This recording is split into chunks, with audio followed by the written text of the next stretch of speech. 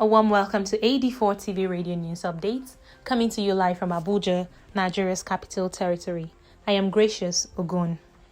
The United States this Thursday said it is supporting the development of AstraZeneca's potential COVID-19 vaccine in Britain with $1.2 billion. The United States Health and Human Services Secretary, Alex Azar, said he hopes the first dose of the vaccine, developed in the University of Oxford, will be available by October.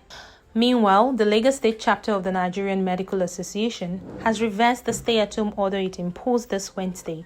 The chairman, Dr. Saliu Oseni, and the secretary of the association, Dr. Moronkola Ramon, this Thursday said the stay-at-home orders are no longer necessary since the Nigerian police force and the Lagos State Governor, Babajide Sanwo-Olu, has resolved the issues on the safety and movement of all health workers in the state. In the meantime, the United Kingdom's International Development Secretary, Anne-Marie Trevelyan, this Thursday said the United Kingdom would contribute $24.4 million, equivalent of £20 million, to the African Union's anti-COVID-19 fund. This makes the United Kingdom the largest national donor to the fund.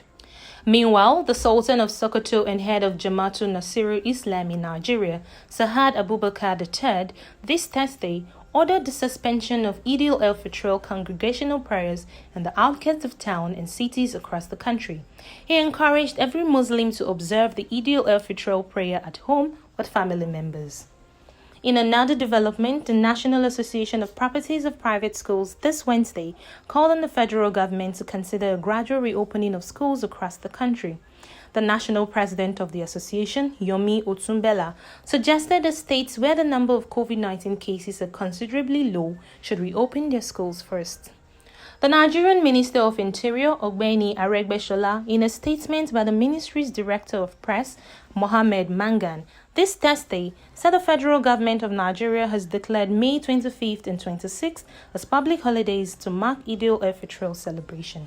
Meanwhile, the Minister of the Federal Capital Territory of Nigeria, Mohammed Bello, this Wednesday said mosques in the capital will remain shut for the Eid al-Fitr celebrations.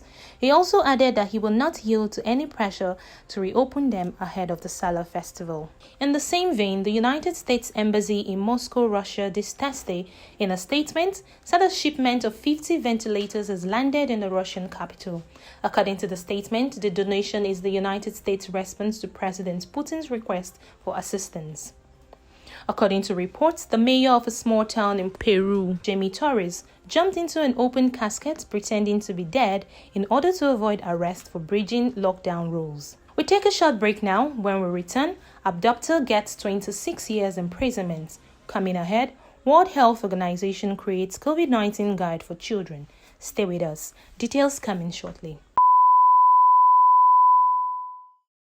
The President, Muhammadu Buhari, has approved the establishment of the first set of 12 TED Fund Centers of Excellence, with 2 Centers of Excellence in each of the 6 geopolitical zones hosted by first, second, and third generation universities in the first instance in the year 2020. Those of the state universities, polytechnics, and colleges of education will follow in subsequent years. The focus areas of the Centers of Excellence, in line with the contemporary practice in the more competitive economies and technologies, are mainly in science-based disciplines. The approval, which came upon recommendation of TED Fund Board of Trustees and endorsement of the Honorable Minister of Education, Malam Adamu, is to signify a major paradigm shift in favor of research and excellence in our universities, but also a demonstration that the federal government has decided to directly establish and fund centers of excellence besides the ones funded by the World Bank, being the African Centers of Excellence. Details of the operations and guidelines for the inaugural TED Fund Center of Excellence are to be issued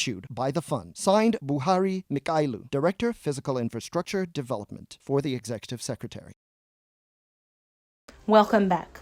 You're watching AD4 TV Radio News Updates.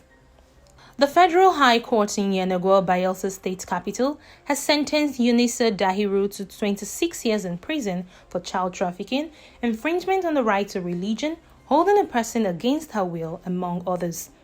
Recall the 13-year-old Ese Oriru was abducted from her home in Bayelsa State, Nigeria on August 12, 2015 to Kano State, Nigeria.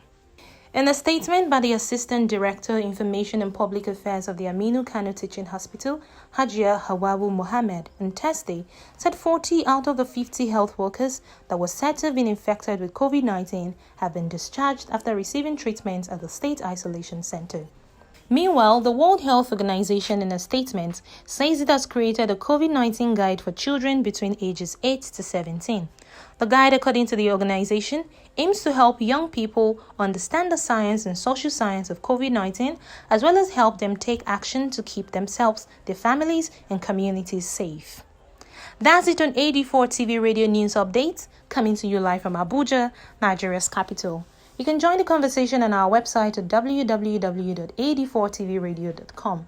Please follow us on our social media platforms at AD4TV Radio on Facebook, Twitter, LinkedIn, and Instagram. Please subscribe to our YouTube channel at AD4TV Radio. Many thanks for watching. I am Gracious Ogun.